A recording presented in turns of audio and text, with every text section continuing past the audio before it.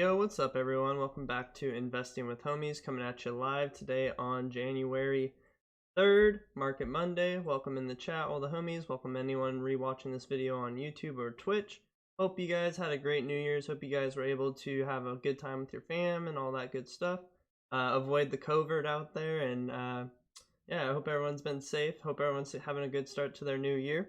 And so today we're going to be getting into basically talking about, quick spiel on the overall market, quick spiel on Tesla, and going into some of my favorite picks and one of my favorite trends that I think we should all recognize going into 2022. And yeah, so these are going to be some really good stocks, I think, for you guys. Again, this is not financial advice. You guys always have to make your own choices, do your own due diligence and research. Never just like straight up copy anyone's picks or anything like that. That usually never works well. I'll listen to like multiple like people that I look up to in investing, and see what stocks they like and other things. Like if Cathie Wood picks a stock, if you followed everything Cathie Wood did last year, you would have gotten wrecked. You know what I mean? But if you did the year before, you would have done good. So it's a flip. You have to be able to use your own insights mixed in with all the news you can gather and all the research you can do. And what's up, homie? It's Ryan. Hey, man. Oh, you're the homie that just joined our Discord, right, with the YouTube channel? Hope you're doing good, dangs. Unless you're the Ryan I know in IRL, I'm not sure. But thanks for joining the Twitch stream, homie. Hope you're doing good. And as always, if you guys have questions, feel free to drop them in the chat. So let's get into the overall show, you guys. Welcome again. And so, last episode we were talking about, all the crucial supports. We were talking about how all the small market cap stocks have been getting completely crushed, time in and time out over the last few months. And, stocks like DraftKings, stocks like just any small market cap stock for the most part. And then we saw on the flip side, the larger market cap stocks like Apple, Google, and Microsoft, those stocks just completely continue to the upside, right? And so I was saying, are we getting close to a bottom? And I think we are. Obviously, we saw a great recovery day today in the overall market. We see Apple, Amazon, Tesla up 13% today. Congrats to any other Tesla shareholders out there. And yeah, so great day in the overall market, and I think optimism is starting to get a little bit more bullish going into this year.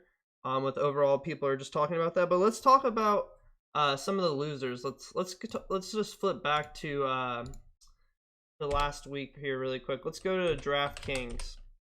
And so DraftKings, along with Penn National Gaming, they were down actually 40% plus year to date. Oh, cool. The homie from the Discord. Welcome, homie. Appreciate you stopping by. So these stocks are down 40% to the date. I've been saying, we're hitting our crucial support. Yeah, DraftKings did have a green day today.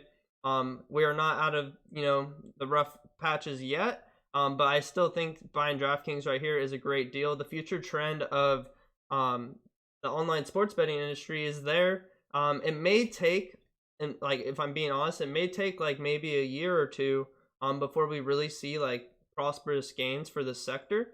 But that's just because other states still need to legalize online sports betting, states like California. And once that happens, it's going to like double the sector's value by a large margin. So, if you can pick these up at a discount, always like a good deal. But yeah, DraftKings is still one I got my eyes on. You guys know I talked about EDR last week too, the company that owns the UFC. And that's one of my main plays going into the sports betting. I'm investing into a recovery play, a company that hosts events and does a lot of other things outside of the UFC as well. So that's kind of my plan instead of DraftKings. But let's get into Tesla for a little bit too before I get into my top picks for you guys. So here's my Roth IRA account. Tesla up crazy today. Very, very stoked on that. Let's actually pull Tesla up on Robinhood just because it looks a little bit better. There it is, 13.53%, and let's pull it up on TradingView.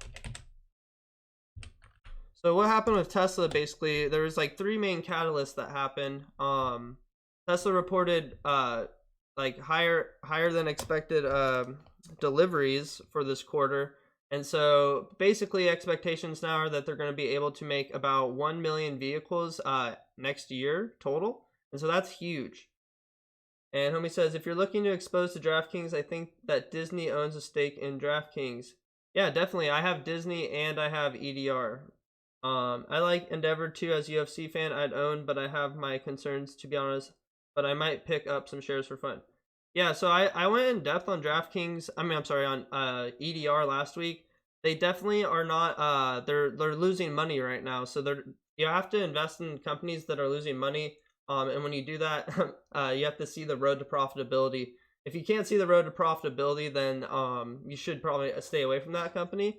But for me, I do see them becoming profitable in the next 2 years, I believe. So I did more detail on that in the last stream, but I can always chat with you in Discord about it too. And Disney is definitely a good play. That's like Disney and EDR. Like, that's funny you say Disney because, yeah, those are like my two favorite kind of recovery plays. You know, they have large events, they have Disneyland, and yeah, ESPN is, I believe, owned by Disney, and ESPN has a deal with the UFC. Yeah, they are a conglomerate in a way. They kind of help benefit each other, indirectly or directly as well. But yeah, so with Tesla, you guys, they also have the Berlin factory that's being developed and the Texas factory, and so that's going to continue to increase basically the amount of vehicles that they're able to produce, you guys. And so Tesla is going up crazy. You can see on a technical analysis standpoint, looks like an uptrend is definitely starting. We still have some room to even go up as well. And so, I mean, it's hard to say, you know, when we're at all-time highs trying to make, you know, new tops, but we could say there's definitely going to be some resistance at 1300. If we get above 1300, we'll probably, you know, maybe continue further. You know, Tesla, the thing about Tesla is when Tesla's going up like this, it's basically like a huge signal to the overall market, and the overall market gets like excited again when Tesla's making big moves. And so it could, you know, transcend into some more volatile action, some parabolic action with Tesla stock. And there is a lot of people that do come out and they like to trash Tesla. They like to, you know, talk about, you know, Tesla's valuation is absurd and this and that. And that's the way it is, you know, honestly, with a lot of hyper growth stocks. You know, like Amazon, for example, there's always been an argument for the last decade as to Amazon being overvalued, but we've seen Amazon continue to grow nonetheless. And it's no different with Tesla. The thing that I think people that are bearish on Tesla get mixed up is they look at the numbers, and so they say, okay, they're producing 1 million vehicles a year, and then they do all the numbers and they're like, okay, so valuation versus amount of vehicles produced, that means that they're valuing each vehicle at like $1 million or something like that. And so they say it's outrageous and that, you know, Tesla's overvalued. But you have to kind of look at Tesla lesser than a vehicle company and more as like a tech company. And the leader of their company being Elon Musk, it's kind of like an Apple situation. You know, when Steve Jobs was in the picture, it's like, it's just a whole innovative company, and they're going to be able to benefit massively based off their autonomy technology. You know, think of it less as the vehicles, but the autonomy technology. You know, once they have AI piloting all the vehicles autonomously, and there's an autonomous taxi net, it's going to be a lot more money than just, you know, based off how many cars they sell, right? And so that's just kind of my overall spiel with Tesla. You know, it's definitely my favorite stock. It's my top play. I'm over leveraged into Tesla heavily. It's about 40% of my Roth IRA. I didn't mean to do that. It just grew on its own. But we did sell a lot of stocks at the end of the year on this account, and we do have about $4,500 in buying power. And so I have been telling you guys, you know, stocks that I am starting to want to buy. And so, like, over the past couple of streams. And so let's get into it. I got some new stocks for you guys, and I got a trend that is definitely something you should pay attention to. And so let's get into what that trend is exactly. And it all starts with this guy, Chamath. he's the big whale in the room, you guys. But anyways, you guys may or may not know who he is. Let's just say he's an institutional investor with a net worth well over $1 billion. So he's got the money. He makes tons of investments. He just went on this interview in the last week or so, talking about how he's about to make his biggest play in history or whatever, like make the most money on his spread or whatever he's about to do. And so let's just look at this little Twitter post he posted recently. Chamath said, the image below is focused on the metals that Tesla needs to build 20 million cars per year. But imagine when all vehicles are electric, the number gets extreme. not only does the US need these metals, we need to decouple the reliance on China and get used to them. I have a position, and he lists the metals down here. And he's referencing the position that he's referencing is actually this company called MP Materials. So let's pull up MP really quick on Robinhood. And so MP Materials has been very popular, especially with, you know, Joe Biden coming out with the whole what was it, the not the stimulus plan, but the like having a blank right now, but just renovating the country, you know, like the infrastructure plan. That's what it is. So MP Materials, let's just read a little description of what they are. So they engage in the production and marketing of rare earth specialty metals. It owns and operates Mountain Pass Industrial Asset, which is the only rare earth mining and processing site of scale in the Western Hemisphere. Right. So basically, the thing is like with this whole package, you know, where it's like fixing the roads, fixing the bridges, fixing the internet lines, fixing the cable lines, and also these initiatives to get rid of all the carbon vehicles and get us onto, you know, green energy, electric vehicles, nationwide and that sort of thing. It's all going into action. And the thing is that all those things that are going to be created are going to require a lot of the different commodity metals, you know, that we all look at as, you know, we don't really look at them as exciting, you know what I mean? We got, oops, getting a little ahead of myself here, one sec. So we got graphite, we got nickel, we got lithium, we got copper, magnesium, cobalt, aluminum, and yeah, there's probably more than that, but those are the ones listed right there. So, and then in other news, Goldman Sachs came out and they were having some price prediction, or not price predictions, but some stock picks for 2022.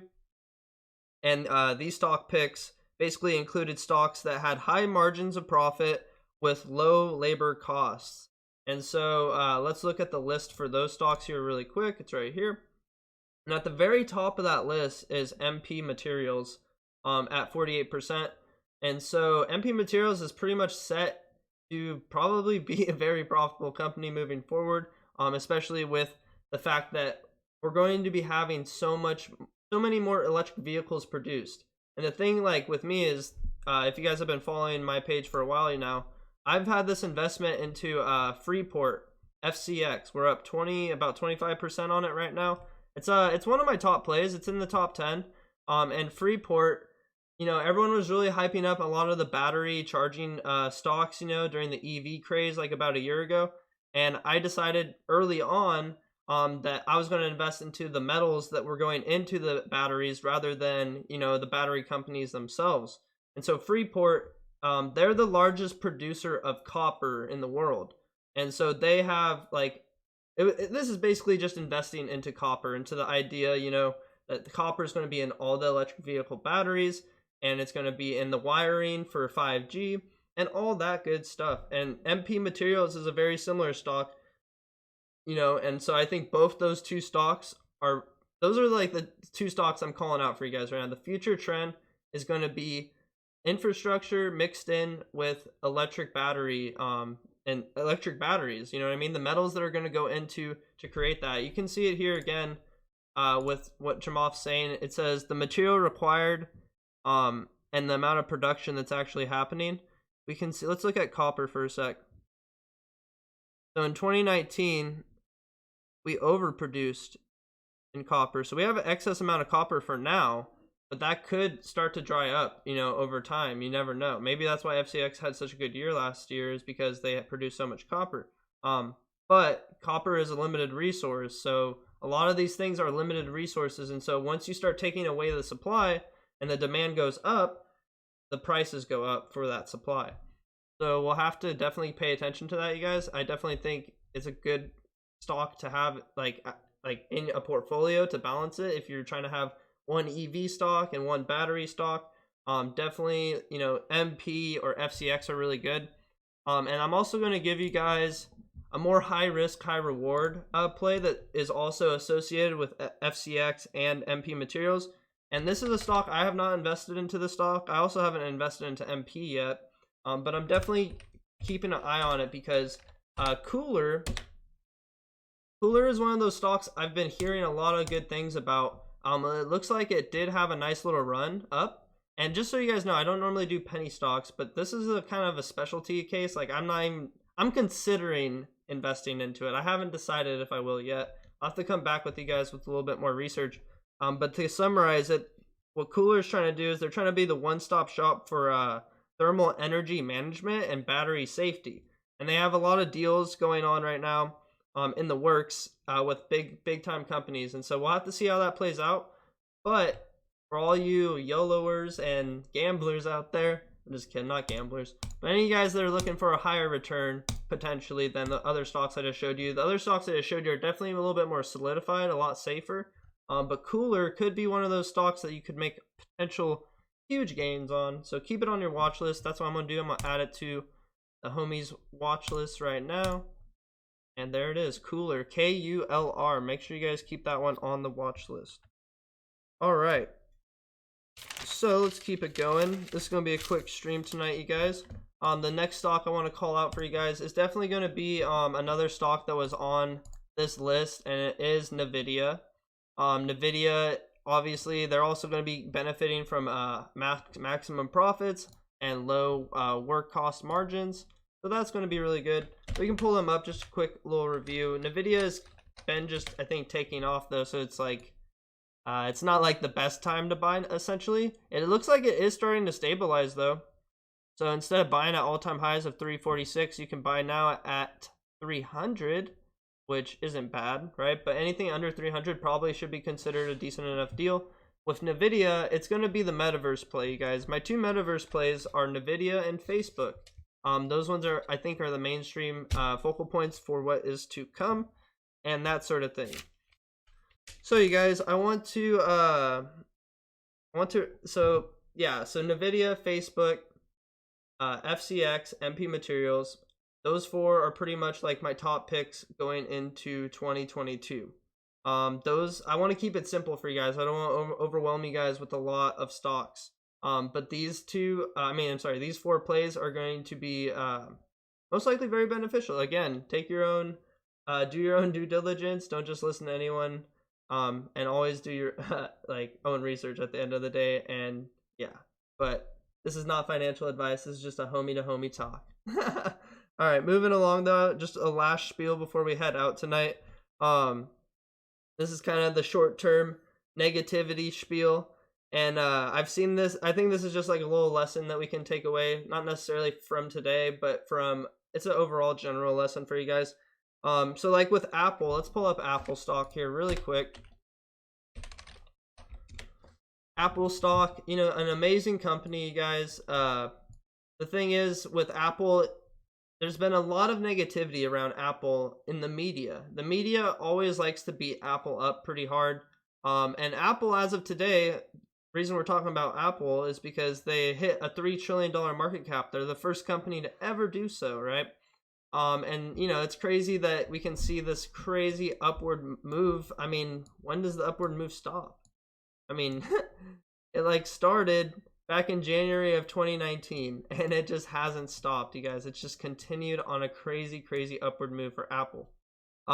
So yeah, what's the deal with the media like talking all this crap on Apple and being negative about them? Well, they like to focus mainly on the phone side of the business with Apple. They don't really like to focus on all of their other products and services, you know.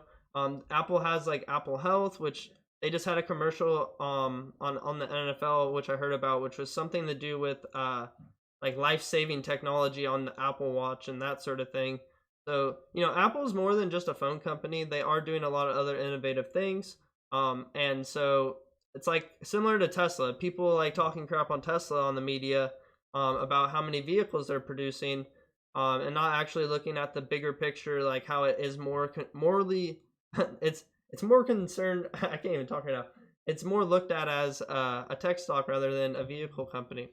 But so what's the point of this? What am I trying to say is that people like, you know, get scared hearing this negative talk from the media. and they tend to sell out of their positions, or worse, I'm sorry, I should say they tend to trade their positions, or worse, just sell out of them completely. And so I've had a bunch of homies that were in Apple, and they thought it was a smart idea to sell, because Apple's going to collapse here any day now, because of all them horrible phone sales and that sort of thing. It's going to dry up for a year, and we just have not seen that happen. And so you have to always have strong convictions in your top plays, you guys. You always have to take everything you hear in the media with a grain of salt, and at the end of the day, stick to your long-term game plan. If you're investing into like a company, you usually have a long outlook on it, like a 5-year plus outlook. The stronger the company and the more solidified the company is, the safer you can feel. Apple is well solidified. They're the largest company in the world now. And other stocks too that the media has beat up on, like the overall FANG. If you look at the FANG, we got Facebook. The media is always coming after Facebook. They've done amazing over the last year. Amazon, they're always coming after Jeff Bezos. They've done amazing over the last year. Netflix, Netflix did have a sketchy time. I was even a little bit down on Netflix, talking on them. And that was during the whole COVID pandemic and lockdowns, but they've even had a recovery and they're doing good now. And Google as well. But anyways, like it's what's the word I had? It was the they call it the Hope Spring Eternal. And so are we going to see, another hopeful year for stocks like this, even though there's always going to be that short-term negativity, barking at you from the media or whoever it is?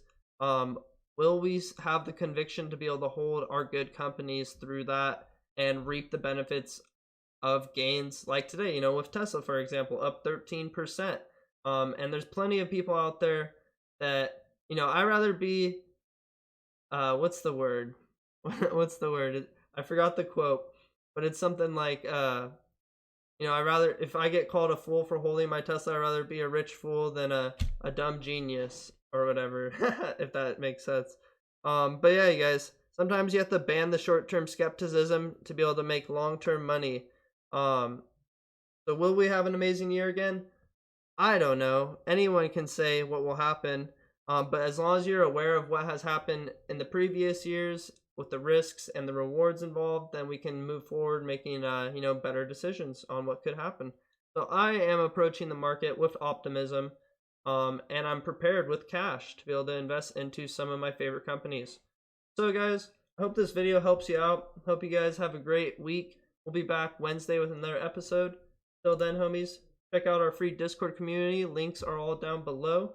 And appreciate a follow or a subscribe on any of our socials. Everyone else, have a great night and peace, homies.